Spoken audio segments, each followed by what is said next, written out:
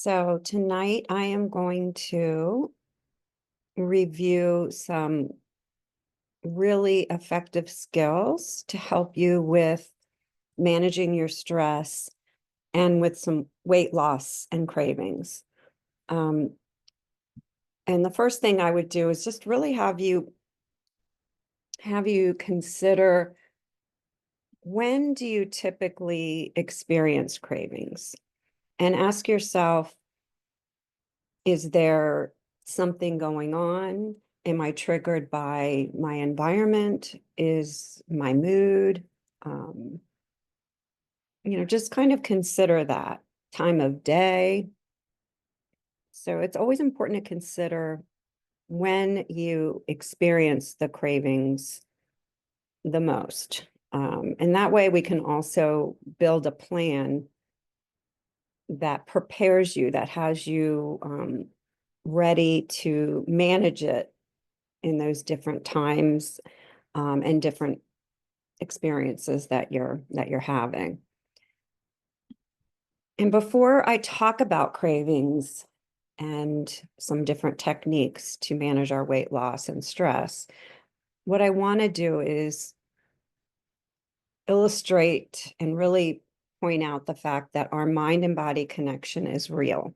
So, and the reason why we're able to really prove that is through a study that's been done um, on adverse childhood experience. So what this study did is they looked at children who had adverse experiences like abuse, a parent with a mental illness, the death of a parent, anything that was significant in their early childhood, throughout their childhood, that affected their emotions, their development, anything that was traumatic or created a lot of intense emotions. And what they found was that children that did experience these various adverse childhood experiences were at a very increased risk for diseases in later life. Depression is really, really big. Many children that have experienced any trauma, abuse, neglect, anything, have clinical depression. It leads to a lot of them have smoking, alcoholism, suicide attempts, and drug abuse, which is really, really sad because when you think about it, these children are having to deal with these experiences without any fault of their own, any decision making of their own, and it really does affect them throughout the life. But what we do know now is that it's that whole mind body connection, and that if we don't consider both and our treatments don't address both, then we're really not going to effectively alleviate symptoms. So I just wanted to point that out because even if you didn't experience something as severe as any of these issues, any experiences you did have during your childhood that created any intense emotions. It can even be things like being embarrassed in school early and creating this anxiety now as you're older in certain situations, or feeling unsure of yourself, feeling insecure, um, a car accident, having a difficult time in school.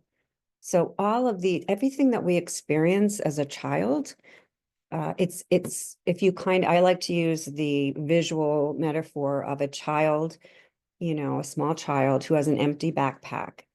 And with each negative experience, it's like you're putting a brick in there and putting another until the child is weighed down with all of this heavy baggage. And unless we are able to pull them out, make sense of them, release them from the body, they're going to continue to have an effect on us for the rest of our lives. And one of the ways that people manage stress, anxiety, trauma is through addiction, um, or through, and eating can be one of them. And and making the point of the stress. So even if you're not experiencing like an addiction, increased stress in your body, which elevates your cortisol, can lead to weight gain, can lead to anxiety, depression. So there are so many correlations, and really being able to address the fact that our mind and body is connected is just very important.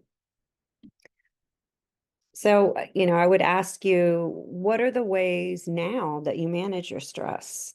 What do you do for yourself? Do you meditate? Do you exercise? Do you do yoga? Um, do you go out in nature? Do you listen to music? There's so many different healing modalities as well now. We have Reiki, which is an energy technique. We have acupuncture, massages, psychotherapy, medication. So there's so many different types of treatments, and also things that you can do on your own to help you manage your stress. So, I would just ask you to really consider that. Are you addressing it? Are you somebody who typically will just hold it all together, internalize it, and then it comes out? Or you do find other ways to manage it, through something unhealthy. So just, really consider, what do you do now? What works for you? What doesn't work? Or if you're not addressing it all now at all, if you really feel like, what, I have to start thinking about this, then this is a good opportunity to do that. Because with this challenge, we really are addressing your whole wellness, the mind, body, and spirit. Now, a concept that I want to bring up is the electric body. In Western medicine, we basically look at the chemical and biological factors of our health. However, we are an energetic being, and even the use of an EKG is a way to treat the electrical body. If you do even just something simple as rubbing your hands together very rigorously for a while, and then if you stop and then you notice, you will feel pulsating energy between your hands. And we call that energy life force energy, chi, prana. There's different terms for it. But the energy is all around us, and it's part of our body. And it's a way to heal as well. So when we talk about tapping, we are delving into an energetic way of healing our body, of managing our symptoms through the electric body. So with EFT, what it is it's called emotional freedom technique. And it's basically a technique that incorporates both cognitive behavioral therapy with almost like acupuncture. If you've ever had acupuncture, it works on the meridians in our body. So the meridians are pathways that flow through our body from the bottom of our feet all the way up to the top of our head. And each of those meridians is associated with different areas of our body for healing, both physically and emotionally. And with tapping, what we're doing is we are tapping on the end points of those meridians. And I'm going to be showing you that as we move on. And as you're tapping, what you're doing is you are, if you think of almost like Drano, like our meridians get clogged when we've had stress, trauma. And as you're tapping, what it's doing is it's releasing the cortisol, the adrenaline that gets stuck in our meridians. And initiating your parasympathetic nervous system to begin releasing DHEA, which is the relaxation hormone. So first, I'm going to explain when you experience something significant, what happens is the amygdala, which is the most primitive part of our brain, begins to sound an alarm, and it tells your body, danger, danger, or something's wrong, or there's something that's like a panic may occur. When you're tapping, while the mind is focused on the problem, it basically gets rid of that charge. Like I'm saying, it releases it, like cleaning the pipes. So it's unplugging that electrical charge that's associated with that particular thought, event, feeling that occurred. And this also works with cravings, anything intense that you're feeling. So what I really like about this is that it's something that you can do on your own. It's something that is incorporating the mind and the body because you're thinking, you are focusing on the thoughts, the feelings, the experiences as you're tapping. So then you're releasing, and it just, you can feel as if there's kind of a release. And then even though you still, it doesn't get rid of the experience or the event or but the charge that you have when you think about it is very desensitized. So for example, if I were anxious about having a test, I was going to be taking a test, and I felt so much anxiety, and I was thinking about the last time that I didn't do well. And so I'm thinking about that, and I'm tapping, and as I go through the tapping, when I've done, a few rounds of it, and I reassess my body and where I am with that feeling, that anxiety, I will feel a lessened sense of anxiety. I'll still say, oh, I've got to take this test, but it won't feel like that panic. And it also, with the cravings, which we'll talk about, it will begin to release that feeling, that drive, that pull to eat something. So our mind is like a hard drive. When you experience something, especially if it's something significant, it kind of gets stuck in the factory of our brain. The hippocampus is where we store memories. And if it's we go to the movies, we come home, it was a nice night, whatever. It was an event. It goes through the brain and it gets stored in the hippocampus as a memory. And it's just a memory. When something is, has a lot of emotional charge, or it's a trauma or a stressor, it gets stuck. It's too big to go through the factory, and it doesn't get processed as a memory.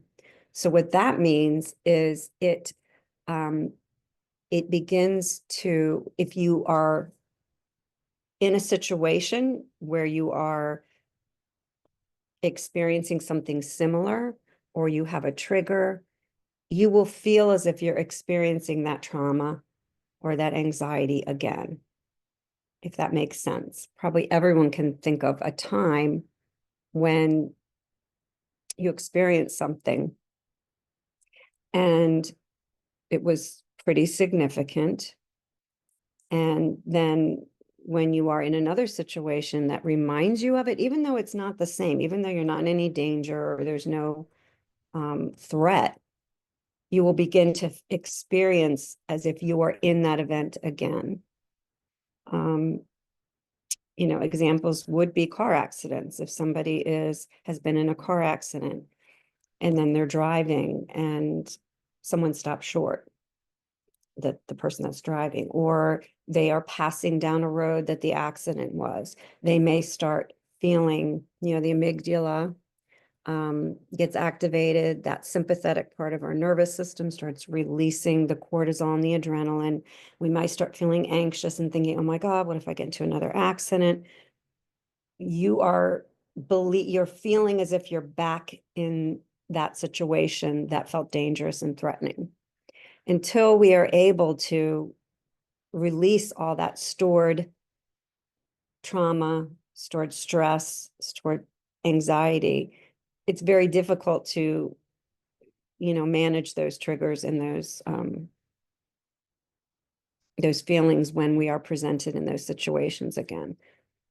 And when it's stuck, like this shows, it causes stress, insomnia, panic, headaches, depression, food, and cravings. So what we really want to do is we want to kind of erase that hard drive. We don't want it to be stuck. We want to be able to drive down that street and say, okay, right now I'm safe. The accident isn't happening right now. I'm okay. The other thing that happens when we are back in a trauma or in a flashback or a trigger, the back part of our brain is activated, and the frontal lobe, this part of our brain is responsible for thinking, rationalizing, transitioning. This part actually gets shut down. And that's why sometimes people don't think clearly, because they're in kind of that danger zone, danger. And it even happens like when somebody's in a rage and anger. And that's why they actually say people can lose IQ points, because they're not in their frontal lobe. This isn't working.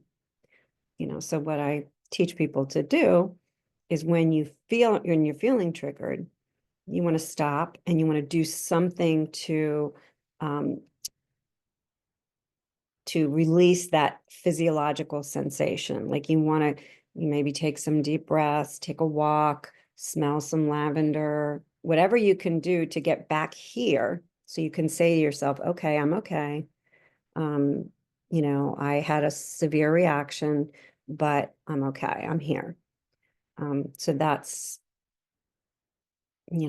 something important to understand about our brains. Our brain is also, it's biased towards the negative. So we tend to be searching for something that's going to go wrong. That's what we needed back in the day. We don't need to be doing that as much anymore. Sometimes our brain can't distinguish between what is real, and what is life threatening and what is just um, an event that's happening, or that's so we believe we're back in the trauma, back in that we need to fight, flight, flee.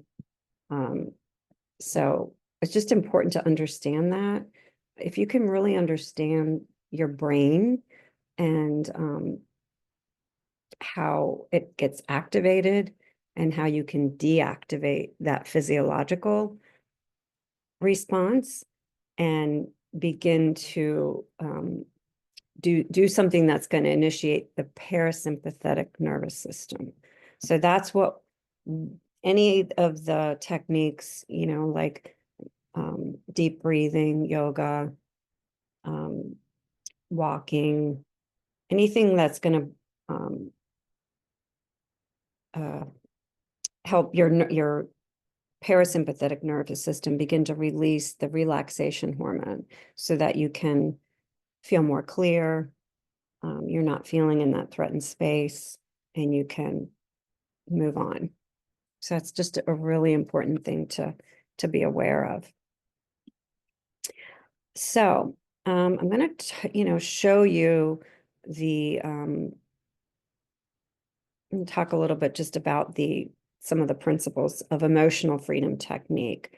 I think I mentioned that it's a combination of like the Chinese acupressure and modern psychology, which we call cognitive behavioral therapy. Cognitive behavioral therapy works on changing our thoughts, works on, identifying when our thoughts maybe are distorted, and help us, reframe things. We're not obviously using any needles, which is nice, although I love acupuncture. It's wonderful. And when tapping there's been a lot of research on tapping, and they use it as a technique for PTSD for veterans. They've done quite a bit of research on it, and it is proven to reduce stress, lower cortisol. It can improve your sleep, reduce anxiety, relieve pain, help you feel more focused. You can be more productive. And like I mentioned, it eliminates that charge in your meridians, that electrical charge. Just as an EEG and EKG measure brain and heart activity. We are electrical. We have an electrical system in our body. Whereas, Western medicine is very important, and, but combining the two is very effective.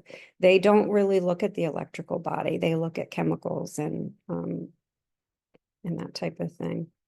The other principle is the amygdala. I talked about that's kind of our alarm center. And when you're tapping on these points while focusing on the problem, again, it unplugs the electrical charge of the physical or emotional pain.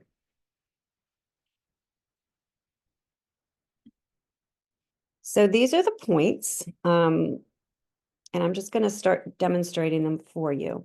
So what we do is we start, see where it says the karate chop. This is our starting point. And when we tap, and what we do is we just use kind of 4 fingers, and we tap, not too light, not too hard. And you want to begin tapping. First, I'm just going to show you the points, and then I'm going to talk to you about what we do. So you start here at the karate chop. Then you go to the top of the head. Now you can either use one hand. I like to do 2, and I do alternating. And what that does is that's like bilateral stimulation. So it's accessing both sides of the brain, and I find it to be more effective. So the top of the head, then we do the eyebrows right here. And we do the side of the eyes. We do under the eyes. This is my favorite spot. I always start to yawn. We do under the nose, under the lip. Then we do our collarbones. So right here.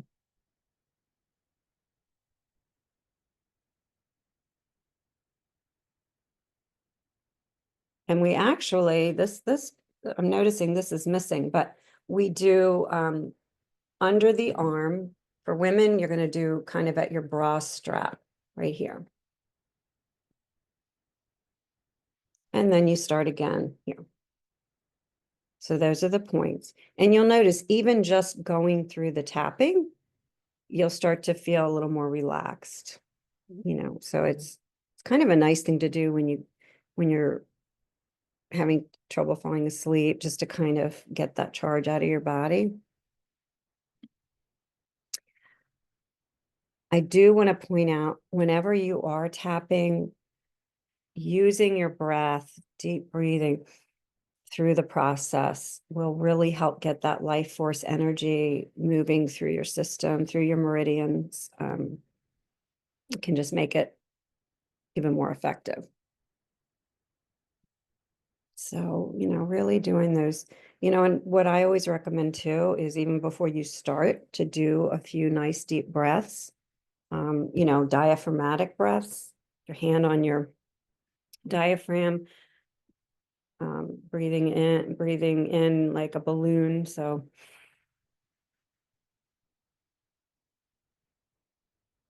slowly letting the air out, and do that about 3 times.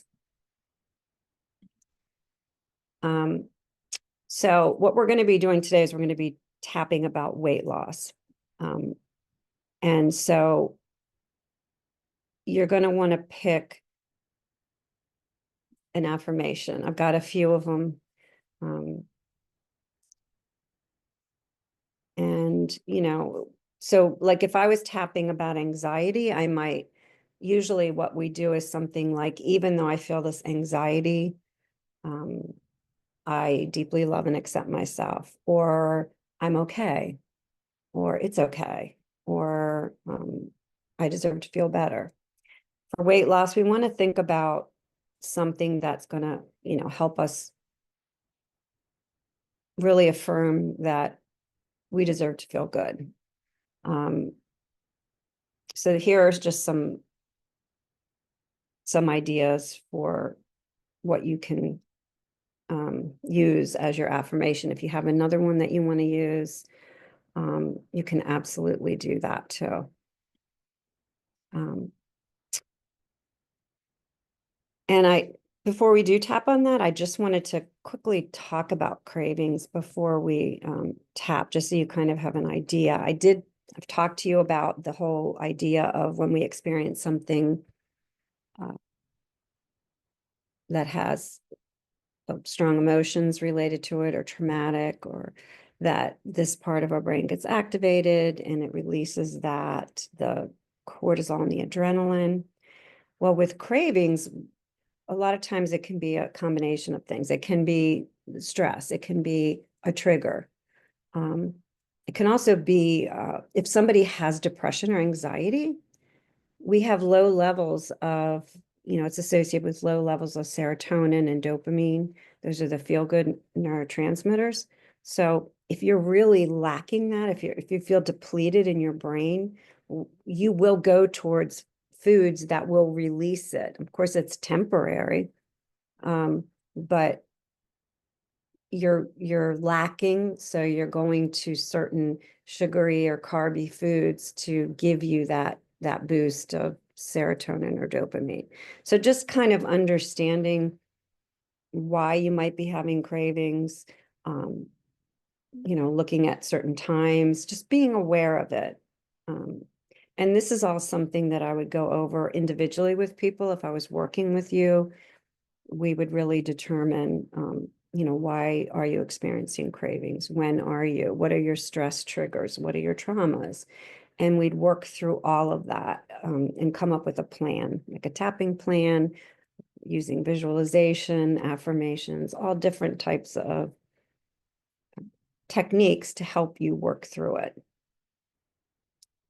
Um, so now what we're going to do is we're going to go through tapping for cravings. So I want you to, I think I asked you to bring your something that you crave. Can be whatever it is that, it's chocolate chips or whatever. I just happened to bring some barbecue potato chips.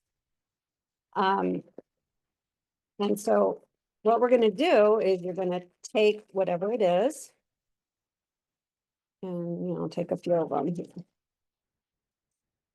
And I'm going to put it on a napkin in front of me. And I'm gonna use my senses, okay? I'm gonna smell it. I'm gonna look at it. I'm even gonna, break it in half because that sound, I love the crunch. But I'm not gonna taste it. So it's really just smelling and touching. And it's making me really want it. And so if you have chocolate, maybe you're like, oh, it's smooth. It smells sweet. So I'm gonna say this is salty and crunchy. And I'm going to ask you on a scale from 1 to 10. If 10 is, I am I'm craving this so bad, that would be 10. 1 would be, I could totally walk away from it. I'm not craving it at all. So you want to kind of, after you've smelled it and looked at it and kind of gotten engaged with it, I want you to come up with a number. So for me, I'm going to say right now, I'm at about a 6. Okay. So I really want it, but I'm not like 10 off the charts. And then we're going to start tapping on the meridians. And you're going to use, so I'm going to say crunch, even though it's salty and crunchy. But you might say, even though it's sweet and smooth or whatever.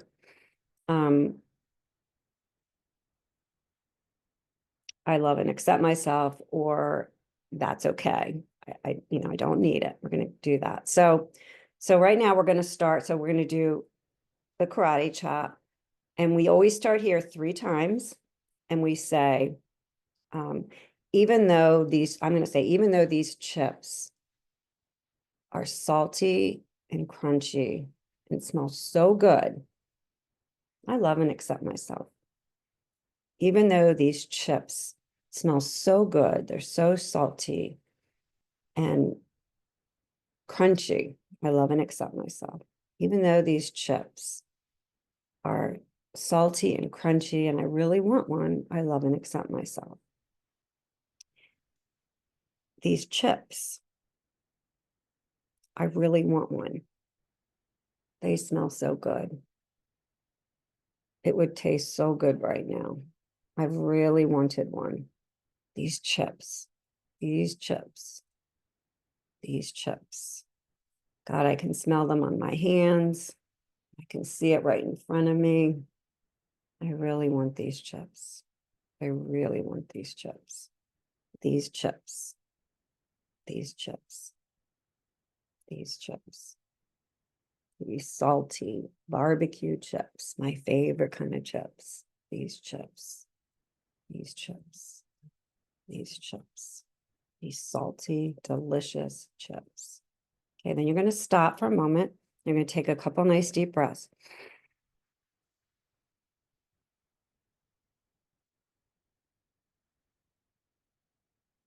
Okay, and then you're going to pick up the food and you're going to smell it again. Look at it again. And you want to evaluate. Okay, I started at a 6. Right now I'm about a 2. I'm about a 2. It just doesn't smell as good to me. It doesn't, the thought of eating it isn't as good. If you're really still feeling like you want it, then you kind of, even though I still want these chips, I'm okay. Even though I still want these chips, I love and accept myself. Even though I still want these chips, I love and accept myself. I don't have to eat these chips. I can find something else to do. I don't need these chips. They really aren't my friend. They haven't done anything great for me. I can stop eating these chips. I just don't need them. These chips. I don't need them. And you breathe. And you go again.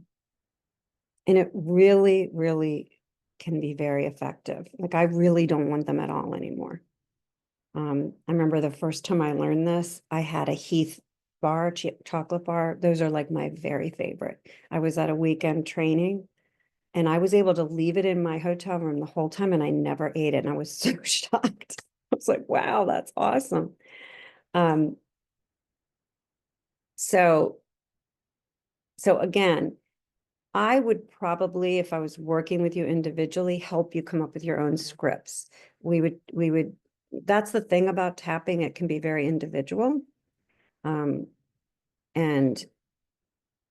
you kind of have to make sure you're kind of saying the right things, that you're addressing the right feelings. And the reason why we do this karate chop and we say, I love and accept myself, that's what's called a psychoenergetic reversal. So it's energetically, when we continue to do something, despite the fact that it may not be good for us or we don't want to do it, there's something subconscious, unconscious within us. And typically we feel bad about ourselves because of that. So by tapping on this spot and continuing to affirm, it's okay. I love and accept myself. Whatever it is that you choose to say, you're kind of releasing that psychoenergetic reversal, that unconscious feeling that you have about I'm not good enough, or I'm failing, or I'm messing things up.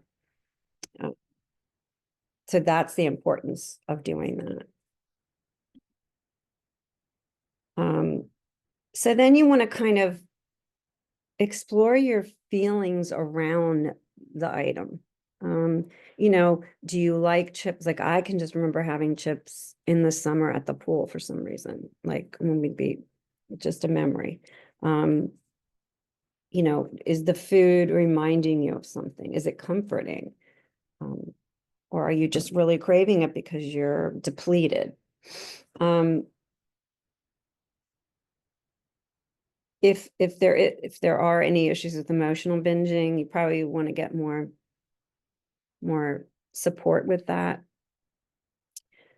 But what you really want to do is you really want to focus on releasing any of those negative emotions that you might have about yourself, through the tapping, through saying positive, you know, and going back to those other affirmations. You know, I'm confident that I can reach my goal. I am confident that I can reach my goal. Even though I want these chips, I'm confident that I can reach my goal. I'm confident that I can reach my goal. I deserve to be healthy. I am healthy. I'm eating healthy foods that nourish me. So just kind of picking what works for you, what's calling to you, and also really, really figuring out what is it that is potentially unconsciously stuck for me. You know, do I feel like I'm not deserving of being healthy? Do I feel like I'm not capable of doing this?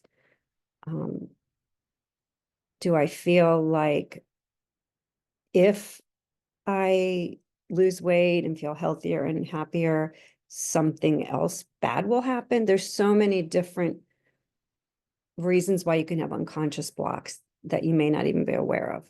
Or you may be very aware of, like, oh, I know, I feel like I'm just mess up. I feel like every time I try something, I'm going to mess up. So I don't even want to try. I feel like I'm unconsciously sabotaging myself. So really being able to kind of tune into that. And as you're tapping, really, really affirming yourself. This is all about love and acceptance and releasing the negatives, releasing the negatives.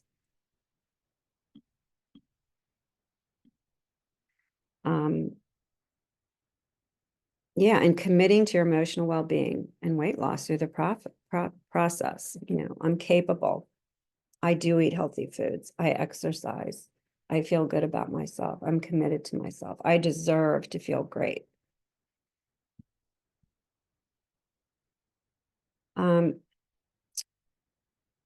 Then I just wanted to talk a little bit about visualization. This is something that you can practice throughout the day and spend some time in the morning. But when we are visualizing something, our brain can't always distinguish between what's real and imagined.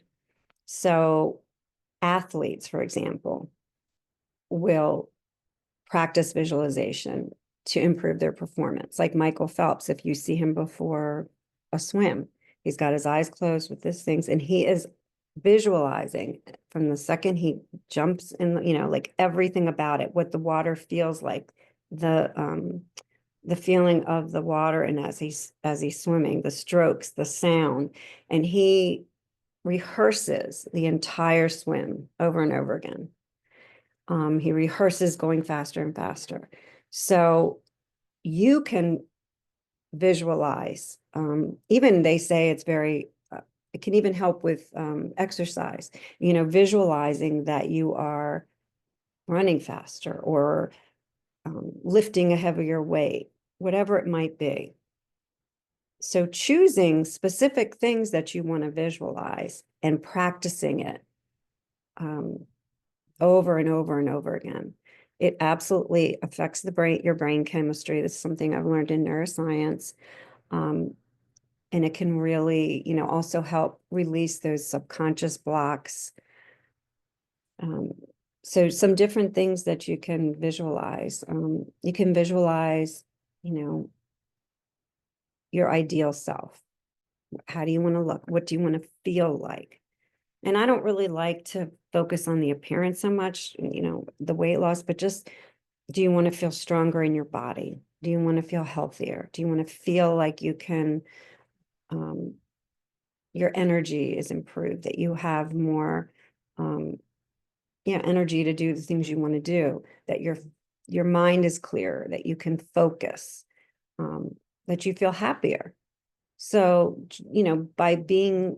by taking the time to choose what you want to visualize, and taking that time to do it can be very, very beneficial. And the thing about visualization is you don't have to, you can do it at any time. I mean, even you can take a little break at work and just close your eyes and say, I'm going to spend a few minutes visualizing, my workout for when I'm done with work, or visualizing, how I want to feel this summer. The thing about visualization, though, I like to call it mental rehearsal. So it's not just about, wanting to magically appear stronger and everything. You have to be doing the work, and you have to be, rehearsing it in your mind, the whole, like from start to finish, not just, I'm strong. I mean, you can do that too, but by taking the time to, let's say you're working on, I really want my biceps to get stronger. And so, you focus on that and you imagine, you take the time to visualize picking up the weights and doing different bicep exercises, and imagine that you're feeling stronger and stronger. So you kind of choose what you want to work on and determine how you're going to get there. And you're not only doing it in real life, but you're spending a lot of time mentally rehearsing it. Another great thing to mentally rehearse is managing a craving. You can, let's say you're getting ready to go to a party and there's going to be lots of food there. And you're like, oh my God, there's going to be this huge dessert table. So you take some time before the event and you visualize, okay, I'm going to get there. I'm going to have eaten something a little bit healthy before I go. I'm going to, try to choose what I can that's healthy. And I'm going to visualize myself walking in the room, greeting people, walking up to the table, and just choosing the healthier things, maybe choosing one of the things that I really want, but I don't have to eat it all. And I'm watching myself go through this. I'm going to rehearse the whole thing before I go. And so your brain will have already practiced it, rehearsed it. And when you get there, it will be a lot easier to resist. This really does work. It's very powerful. It's just a matter of, I always tell people, it's choosing and setting an intention. This is my intention. I really want to work on my health and wellness. I really want to be healthy. And I'm going to set these intentions, and writing them down. Setting an intention to me is more, it's really sitting with it and feeling it and integrating it into my mind. When I really do that, it works. When I just, what, I really need to do this, I'm going to start. But if I haven't really sat down and, had that conversation with myself and closed my eyes and sat with it and watched myself doing it. I'm usually not going to do it. It's so important, setting an intention, having a plan, and practicing, and being really, really, really kind to yourself and compassionate. Because like the better you challenge, it's consistently good versus occasionally perfect. Nobody's going to be perfect. And even if you, I know some of you, you'll get sick, or uh, you'll go on vacation, and then, it kind of sets us back. That happens to all of us. But instead of doing the all or nothing thinking, like, oh, well, I've kind of blown it, really trying to say, okay, so I had a bad week, or I had a bad few days, even I had a bad month. I can get back in. I'm not starting all over again. I'm going back in.